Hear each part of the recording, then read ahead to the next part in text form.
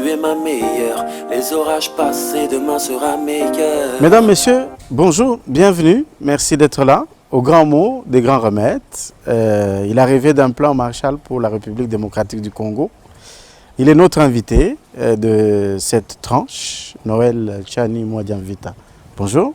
Bonjour. Docteur, nous sommes heureux de vous avoir parmi nous aujourd'hui. On va peut-être commencer par l'actualité. Le franc congolais se porte très très mal en ce moment. On est à 1800, peut-être bientôt 1900. Que se passe-t-il? Oui, effectivement, notre monnaie nationale, le franc congolais, se porte très très mal. Ce matin, j'ai vu en faisant le tour de la ville qu'il y a des maisons d'échange qui ont affiché le taux de 1900 francs congolais pour $1. Il y a un mois, on était à 1600, 1650. Et en 1998, on était à $1 égal à 1,3 francs congolais. Clairement, il y a eu depuis 1998 jusqu'à ce jour une dépréciation monétaire de près de 150 000%. Ça veut dire que la population congolaise a été paupérisée.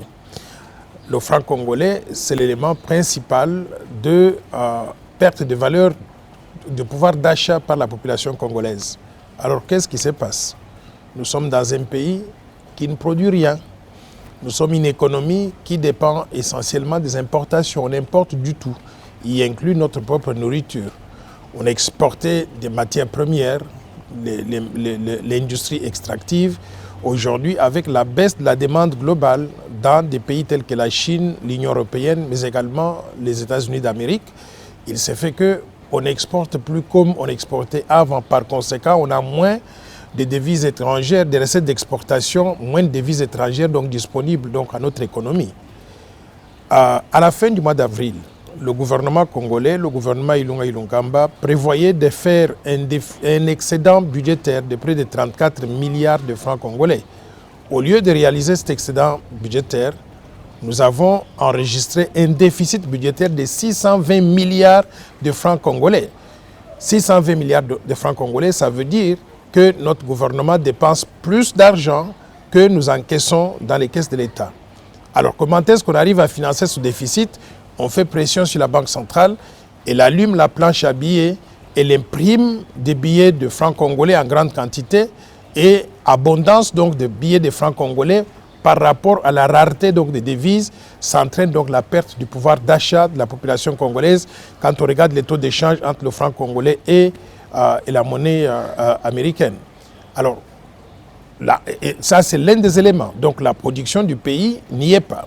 Deuxième élément, nous manquons de vision de développement du pays. Très franchement, depuis que le Premier ministre Ilunga Ilunkamba est là... Et cela d'ailleurs ça fait une année Ça fait une année. Jour donc, pour jour. Je le vois fonctionner. Je ne sais pas Quel exactement... est le bilan, selon vous, Dr Tchani? Moi, je dirais que le bilan est très négatif. Le bilan du Premier ministre est très négatif. Pourquoi? Parce qu'il y a trois choses sur lesquelles je voudrais évaluer le Premier ministre. La première chose, c'était, le premier acte, c'était la composition du gouvernement.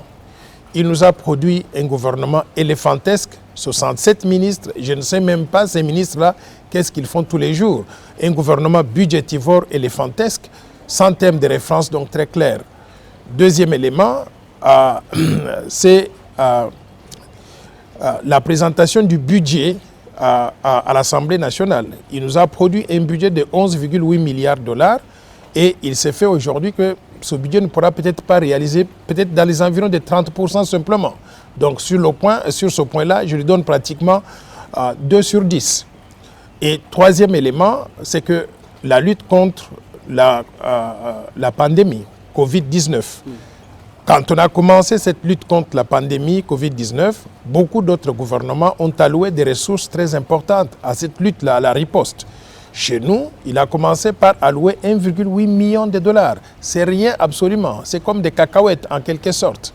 Donc, je pense que le gouvernement n'a pas donc de ressources et surtout le Premier ministre a manqué de vision, même que faire pour arriver à mobiliser donc des ressources urgentes pour arriver à faire face donc à cette pandémie. Globalement, je lui donnerai sur 20. Une note donc de 3 sur 20, ça veut dire une note en dessous de très loin de la moyenne. Voilà, ça c'est la lecture du docteur Tchani. Alors revenons à la pandémie parce que vous avez évoqué. Est-ce que cela là aussi, est-ce que la pandémie, le coronavirus n'est pas venu tout chambouler, tout perturber, ce qui justifie ce que vous venez de dire? Il est vrai que la pandémie a permis à tous les pays du monde d'ailleurs de pouvoir repenser donc leur stratégie parce que beaucoup de pays n'étaient pas préparés à un événement comme ça qui ne s'est pas produit dans le monde depuis peut-être près de 100 ans. Et en ce qui nous concerne, nous pouvons trouver toutes les excuses pour dire aujourd'hui, à cause de la pandémie, on n'a pas pu faire ceci, on n'a pas pu faire cela. Mais bien avant la pandémie, il faut quand même reconnaître que la RDC n'était nulle part. Je viens de parler tout à l'heure donc du gouvernement Ilunga Ilunkamba, du budget, de la composition du gouvernement. Ces événements se sont passés avant la pandémie. Donc ça montrait déjà qu'avant la pandémie, on était perdu, on était nulle part. Mais la pandémie est venue encore donc nous clouer au sol. Et aujourd'hui, je ne sais pas comment nous allons nous en sortir parce que je ne sens pas d'énergie, ni de dynamisme, ni d'initiative pour arriver à terminer cette pandémie et puis se mettre à l'étape suivante du développement économique et social du pays. Allez, la RDC, notre pays, n'est plus ces pays vibrants que l'on a connus. L'immense État basculé, devenu une sorte de juxtaposition de quartiers confinés, des provinces isolées les unes des autres. Docteur, est-ce que cette crise peut servir de déclic pour une mutation durable de notre société vers des solidarités entre les peuples, un recentrage sur l'humain? Oui, je dirais que moi je suis un homme très optimiste. Je sais que nous avons un pays qui a pratiquement tous les atouts possibles. Vous avez mentionné tout à l'heure l'étendue du territoire national. Nous sommes littéralement donc un sous-continent. Cela n'a pas changé avant la crise, égal après la crise. Nous continuons à être donc un grand pays.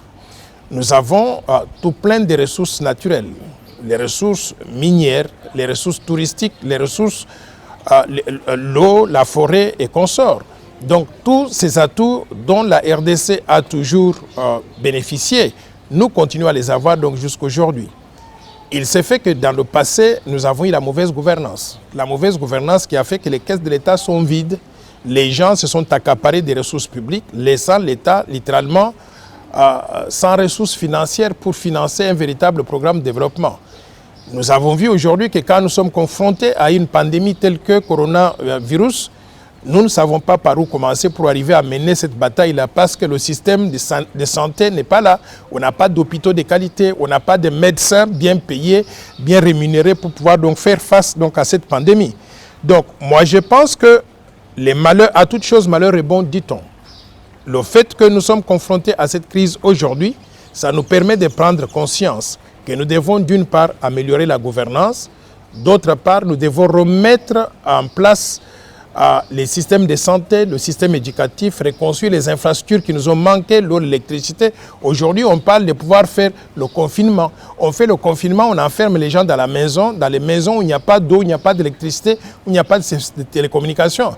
Donc, moi, je dirais, prenons avantage de cet événement malheureux, de la crise que nous connaissons aujourd'hui, pour pouvoir repenser notre stratégie de développement, refaire le Congo à partir de zéro pour que nous devenions un meilleur pays dans l'avenir. Alors, comment évaluez-vous la riposte contre le coronavirus dans notre pays? Nous sommes à 1200 cas aujourd'hui lorsqu'on tourne cette émission. Je reconnais que l'équipe de riposte fait le maximum pour protéger le peuple congolais. L'équipe du docteur Muyembe, à laquelle il faut joindre aujourd'hui le jeune médecin Jérôme Mouniangui et tous les autres. J'estime qu'ils font le maximum pour arriver à protéger le peuple congolais. Mais avec quels moyens? Je déplore le fait que le gouvernement congolais n'ait pas mis à la disposition donc, de cette équipe tous les moyens nécessaires pour leur permettre de faire le travail. Je vous ai dit tout à l'heure qu'on leur a donné pour commencer 1 800 000 $. C'est rien absolument par rapport aux besoins. D'ailleurs, Dr Muyembe avait présenté donc un budget de 135 millions de $ au gouvernement. Ils n'ont jamais payé donc cette facture-là. Donc, avec quoi ils vont pouvoir mener la lutte avec efficacité. Donc, je peux dire que le nombre de malades, le nombre de cas testés positifs augmente au jour le jour. L'équipe de riposte fait ce qu'elle peut mais les résultats ne sont pas satisfaisants pour l'instant. Pourquoi? Parce que si on ne prend pas garde, on va se retrouver donc dans une situation où les hôpitaux seront pleins bientôt et les hôpitaux qui ne sont pas donc équipés pour pouvoir accueillir tous ces malades-là. Alors, vous êtes l'une des personnalités publiques rares, engagées résolument dans le combat contre la pandémie, donc le coronavirus. Vous appelez des Congolais régulièrement à s'engager dans cette lutte. Quel bilan faire à ces jours de la sensibilisation de la population? La sensibilisation, je dirais qu'elle est nulle. Elle est nulle, pourquoi? Parce que nous voyons quelques spots publicitaires à la télévision, mais quand vous sortez de la Gombe, j'ai fait le tour la semaine dernière. J'étais à Kinkole, en Sele, j'étais à Bibois, j'étais à Ndjili, j'étais à Massina, Kingasani. Quand vous allez de ce côté-là, vous avez l'impression en partant de la Gombe que vous êtes arrivé dans une autre république. C'est totalement différent. Les gens ne portent pas les masques. Et d'ailleurs, quand vous parlez avec ces personnes, ces compatriotes, on doute même de l'existence de la pandémie. On me dit que la pandémie n'existe pas. Ou si ça existe, c'est une maladie des Blancs, c'est une maladie donc des riches, c'est une maladie des gens de la Gombe. Donc je crois que sur le plan de la sensibilisation, le message n'est pas passé. Je me demande en dehors donc de la ville de Kinshasa comment les choses se passent, mais en tout cas ce que je vis pour l'instant, je crois que le public congolais n'est pas sensibilisé. Et déjà au niveau de la Gombe, on nous parle donc du confinement, mais comment est-ce qu'on peut être confiné, mais quand vous sortez d'ici, vous avez des embouteillages partout. Ces gens-là, ils sortent d'où? Donc je crois que nous avons un grand travail à faire. Je ne sais pas si c'est un problème du niveau d'éducation de la population en général, mais je crois que le message n'est pas passé. Il y a beaucoup de compatriotes qui ne savent pas que nous sommes en face donc d'un danger et comment il faut donc, ce qu'il faut faire pour arriver à se protéger. Docteur, cette crise aura le mérite de démontrer que la santé devra dorénavant être placée comme secteur stratégique et prioritaire pour le développement de la RDC. La santé n'a pas de prix, dit-on. Que faire pour changer les choses? Oui, je pense que la santé n'a pas de prix. Et comme je disais tout à l'heure, nous devons prendre avantage du fait que nous avons connu cette pandémie et que nous avons vu que nous sommes faibles sur le plan donc, de la santé pour arriver à réorganiser notre système de santé. Moi, je dis qu'il faudrait que la République démocratique du Congo se dote d'une vision de développement, d'une stratégie de développement qui donne des choses à faire, secteur par secteur, pour que nous devenions un meilleur pays. Par exemple, moi, j'ai proposé le plan Marshall de Noël Tchani pour la reconstruction et le développement de la RDC. Qu'est-ce que ce plan prévoyait dans le domaine de la santé? On prévoyait, de pouvoir réhabiliter tous les hôpitaux existants. Quand vous allez dans un hôpital comme ex-Mama Yemo, ou bien l'hôpital général de référence, ou bien l'hôpital qui se trouve derrière l'hôtel Pullman, qui s'appelle clinique quinoise, oui. Ou même tous les autres hôpitaux, cliniques universitaires et consorts, clinique Ngaliema, vous arrivez à réaliser que ces hôpitaux-là sont dépassés. Ce sont des hôpitaux qui datent de l'époque coloniale éventuellement et qui n'ont pas été maintenus à jour. Donc, nous devons réhabiliter les hôpitaux existants pour les mettre au niveau des standards internationaux. Mais le plus important aussi, c'est de pouvoir construire de nouveaux hôpitaux en nombre suffisant pour qu'on ait un hôpital pour chaque 1 million d'habitants, par exemple, sur l'ensemble du territoire national. Mais au-delà de cela, qu'on puisse former les médecins et les infirmières en nombre suffisant et leur payer des salaires donc de qualité, des salaires suffisants pour pouvoir donc les garder et les motiver donc à faire leur travail. Mais au-delà de cela, je pense que nous devons mettre en place ce que j'appelle le système d'assurance maladie universelle qui permette à chaque Congolais de se faire prendre en charge au cas où il tombe donc malade. Est-ce que cette épidémie pourrait-elle être l'occasion de tourner la page à ce que nous venons de décrire ici par rapport à notre pays et de repenser aux valeurs? Moi, je pense que c'est une opportunité. Je vois l'occurrence d'un événement malheureux nous offre une opportunité de faire mieux pour l'avenir. Mais encore faut-il que nous prenions conscience en tant que peuple. Regardez ce qui se passe sur le plan gouvernemental. Nous sommes dans un pays où il y a tout à faire, où il y a pratiquement tout à faire, où on devait être très occupé chaque minute, chaque instant. Mais on a l'impression que le gouvernement dort. il n'y a pas d'initiative donc de grande valeur qui permettent donc de pouvoir faire des réformes structurelles, institutionnelles importantes pour remettre le Congo donc sur les rails. Donc, et pour prendre, je vous donne un exemple, les entreprises publiques sont en train d'être saignées à blanc. Les régies financières sont en train d'être saignées à blanc. Les managers qui sont là-bas ont privatisé littéralement ces institutions-là. On pourrait croire qu'on serait très pressé pour pouvoir donc les remplacer afin de mettre en place de nouvelles personnes qui s'inscrivent dans le cadre de la vision du chef de l'État pour qu'ils puissent, avec ces gens-là, transformer la RDC. Ça fait 15 mois que le chef de l'État est là. On n'a pas changé un seul manager donc d'une entreprise publique. Ça veut dire qu'on n'est pas pressé pour bien faire. Donc, moi, je souhaiterais que nous prenions conscience en tant que peuple, qu'on regarde objectivement la situation dans laquelle le pays se trouve. Et si nous prenons cette conscience-là, qu'on mette l'homme qu'il faut à la place qu'il faut et qu'on le fasse le plus rapidement possible, qu'on le tienne responsable de ses actes dans la conduite des affaires de l'État. Si nous faisons, je pense que nous pourrons donc aller très loin. Voilà. Le coronavirus aura poussé certains d'entre nous à la prise en compte de certaines règles d'hygiène. On a toujours cette fâcheuse habitude de faire croire aux gens que la saleté ne tue pas l'homme noir. Et que jusqu'à certaines personnes pouvaient aller manger sans se laver les mains.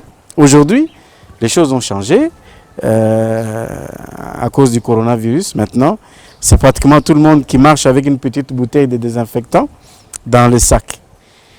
Est-ce qu'on peut penser qu'après cette maladie, les choses vont totalement changer? Les habitudes. Je ne sais pas qui a donné cet adage-là que la saleté ne tue pas l'homme noir, mais je me sens très insulté en tant qu'homme noir. Parce que moi, je ne supporte pas la saleté et je pense qu'il y a beaucoup de nos compatriotes qui ne supportent pas la saleté non plus. Mais parfois, ils sont placés dans des situations où ils n'ont pas de choix. Comment voulez-vous un pays où nous avons moins de 10% de la population qui a accès à l'eau potable? Comment voulez-vous que des gens puissent se maintenir donc propres? C'est qu'ils sont forcés donc de vivre dans des conditions qui ne sont pas très acceptables.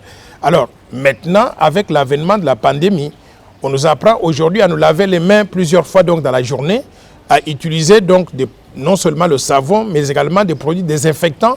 Je pense que ce sont des nouvelles habitudes qui doivent être conservées, qui doivent être propagées dans la population pour que nous puissions vivre mieux que ce que nous avons vécu donc dans le passé. Mais le plus important, j'insiste encore, nous devons en tant que pays avoir une vision de développement pour pouvoir donner à la population le minimum qu'il faut pour vivre correctement.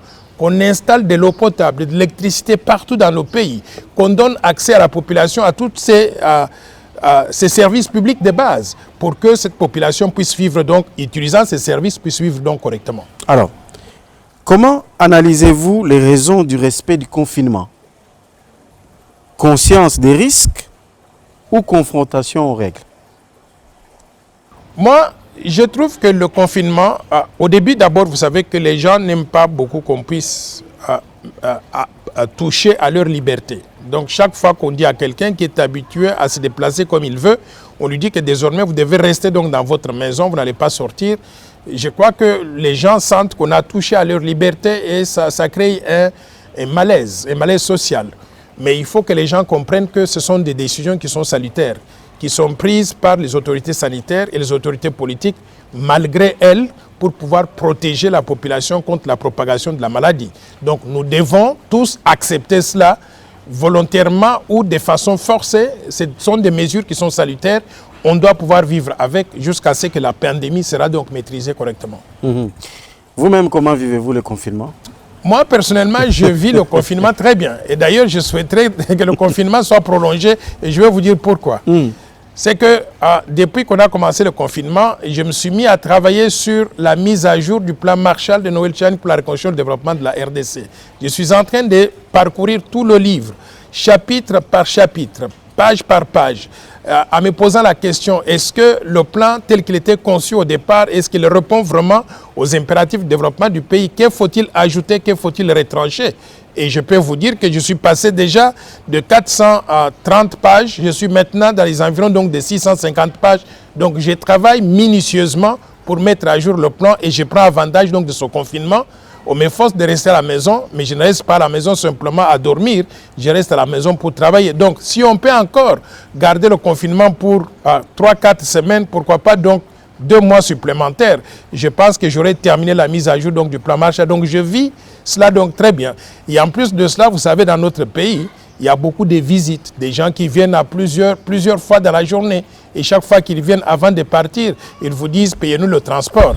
Donc avec le confinement, je n'ai pas beaucoup de personnes qui viennent me rendre visite pour demander que je paye le transport. Donc je vis cela donc très bien. D'accord. Alors, on parle de l'Afrique, de la solution contre le coronavirus. En ce moment même, Madagascar a proposé sa solution, le Covid Organics. Beaucoup de polémiques autour de ce médicament. Parlons des médicaments et des solutions. Est-ce que vous pensez que l'Afrique peut être la solution à cette pandémie? Je voudrais saluer l'initiative malgache.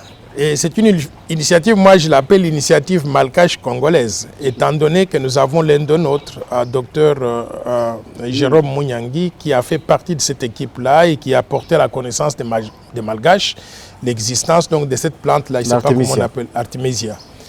Je voudrais saluer cette initiative-là et je voudrais déplorer l'attitude de l'OMS, l'Organisation mondiale de la santé, qui a rejeté en bloc l'initiative malgache ou les médicaments proposés par les malgaches sans chercher à faire des tests approfondis pour arriver à déterminer si le médicament répondait aux besoins de traitement de la maladie ou pas.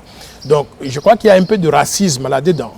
Moi, je voudrais inviter les Africains et surtout l'Union africaine. J'avais d'ailleurs envoyé un tweet dans ce sens-là. L'Union africaine à réunir l'ensemble des pays africains, l'ensemble des scientifiques africains et de regarder sérieusement, de travailler avec les malgaches pour déterminer si ce produit a été suffisamment testé et s'il répond donc aux normes pour arriver à soigner la maladie.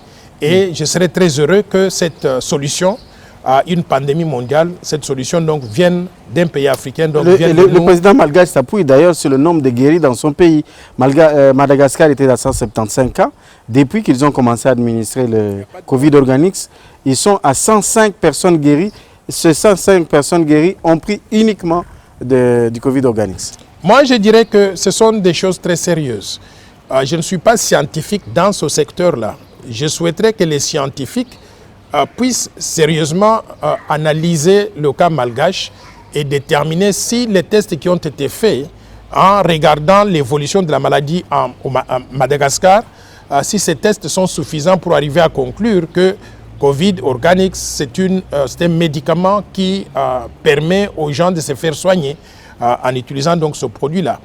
Il faut qu'on fasse des tests davantage, mais en faisant des tests davantage, on ne doit pas décourager les malgaches et on ne doit pas suivre donc tout ce que l'OMS est en train de faire, de nous dire.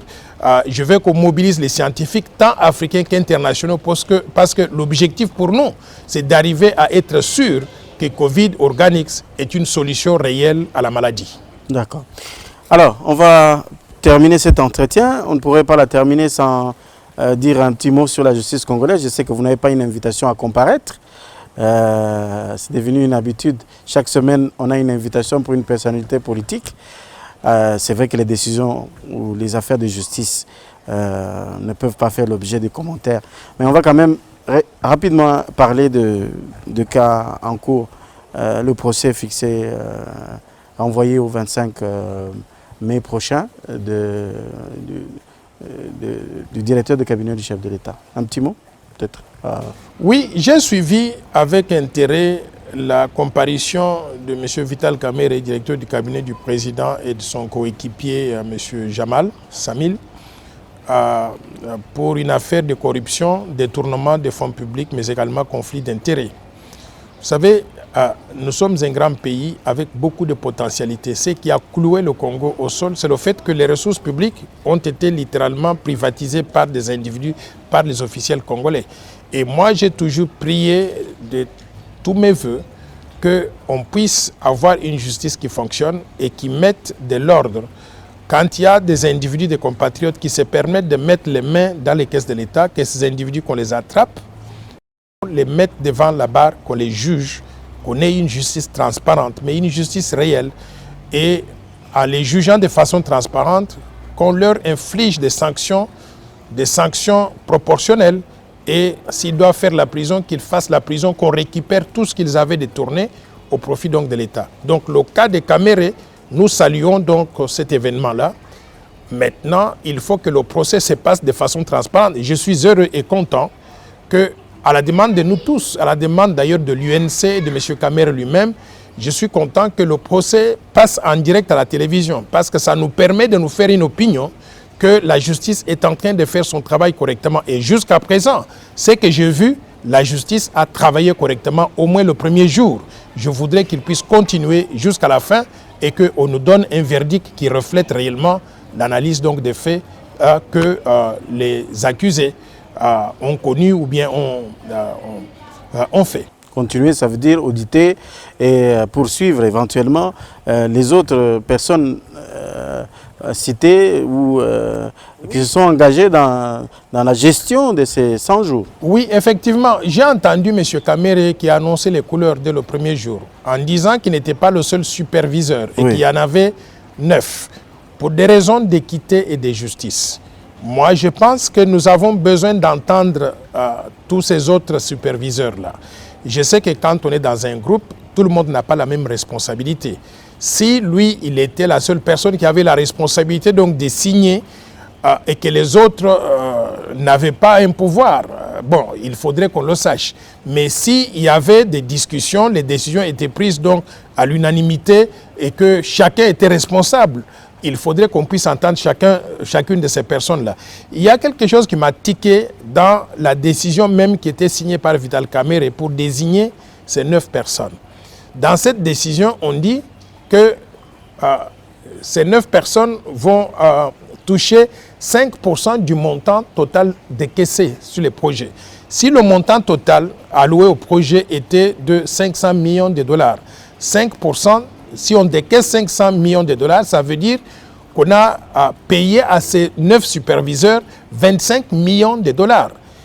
Ça a quand même attiré mon attention. Pourquoi? Parce que ces superviseurs-là, ce sont des hauts cadres de l'État, ce sont des fonctionnaires de l'État.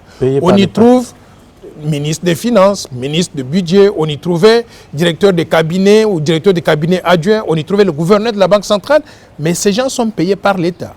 Mais comment est-ce que pour faire un travail de l'État, ils vont se faire payer 5% du montant? Moi, j'assimile cela à un détournement des fonds publics. Je souhaiterais que le juge soit regardant sur cette question-là. Est-ce qu'un officiel qui fait du travail, on doit pouvoir lui payer un pourcentage du montant décaissé sur un projet? J'ai beaucoup de doutes là-dessus. Pourquoi est-ce que je parle de cette façon-là? Moi, j'ai géré plusieurs projets à la Banque mondiale. Des projets de 500 millions, de 1 million de dollars, de 1 milliard de dollars. Mais en gérant ces projets, je ne reçois pas une commission, je ne reçois pas un pourcentage. Pourquoi? Parce qu'on considère que mon salaire en tant que fonctionnaire de la Banque mondiale est suffisant pour me faire vivre correctement. Donc, je n'ai pas besoin d'avoir une motivation en plus, donc une motivation supplémentaire.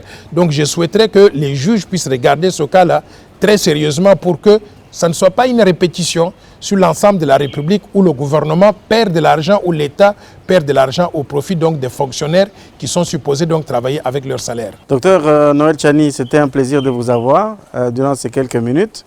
Nous allons vous accorder la parole pour votre dernier mot pour cet entretien. Le dernier mot, je voudrais inviter nos compatriotes à une prise de conscience. C'est que le coronavirus nous a fait vivre des moments très difficiles et nous avons encore des moments difficiles à vivre pour les jours qui viennent. Et ça nous fait mal de voir nos compatriotes qui meurent. Pourquoi? Parce qu'ils n'ont pas l'assistance qu'il faut pour être sauvés. Alors, je souhaiterais que nous prenions conscience en tant que peuple congolais. Pourquoi? Parce que ce que nous avons fait dans le passé nous a amené dans cette situation aujourd'hui où on n'a même pas un système de santé, un système d'assurance maladie universelle, où on n'a pas de ressources dans les caisses de l'État pour arriver à faire face à des événements de ce genre. Il faut que nous changions la gouvernance du pays pour que le Congo soit mieux géré que ce qu'il a été donc dans le passé, pour que les caisses de l'État soient renflouées avec toutes les ressources que nous pourrons utiliser pour nous développer. Mais pour le faire, nous avons besoin d'avoir une véritable vision de développement. Moi, je vous propose le plan Marshall de Noël Tchani pour la reconstruction et le développement de la RDC. C'est une vision de développement conçue pour sortir le Congo de la situation actuelle du sous-développement, devenir un pays émergent à l'espace de 15 ans, créant au passage des emplois et des opportunités pour tout le peuple congolais. Pour cela, je suis en train de mettre à jour cette vision que j'avais conçue pour les élections de décembre 2018, mais on n'a pas gagné ces élections-là et je n'ai pas abandonné la bataille. Je suis en train de mettre à jour donc cette stratégie de développement. J'invite tous ceux qui veulent participer, les intellectuels, écrivez-moi, venez, faites partie de l'équipe pour que nous puissions ensemble mettre à jour cette vision de développement-là, qu'elle devienne non pas la vision de Noël Tchani, mais qu'elle devienne donc la vision de tout le peuple congolais et que nous allons tous mettre ensemble cette vision pour développer la RDC au profit de tous. Si vous voulez me contacter, mon adresse email est noeltchani.m, M à la fin comme moi d'Anvita, @gmail.com, mais aussi vous pouvez appeler mon secrétariat au 085 210 22 22. Vous allez tomber sur quelqu'un qui pourra vous donner des informations. Vous êtes tous invités à participer donc à cet exercice pour connaître une véritable vision de développement que nous allons, une fois pour toutes, mettre en œuvre pour développer la RDC au profit de tout le peuple congolais. Voilà. Ce temps de confinement va certainement permettre à Noël Tchani Mwadianvita de mettre à jour le plan Marshall pour le développement de la RDC aux grands mots, des grands remèdes. Son ouvrage, nous espérons qu'il le rendra disponible aussi en langue nationale parce que très souvent on oublie que le peuple, sinon ceux qui sont lettrés peuvent avoir accès à ce genre de choses, mais ceux qui sont illettrés ont droit aussi à l'information et il faut y penser. Merci de nous avoir regardés. On se retrouve très bientôt pour un nouvel invité.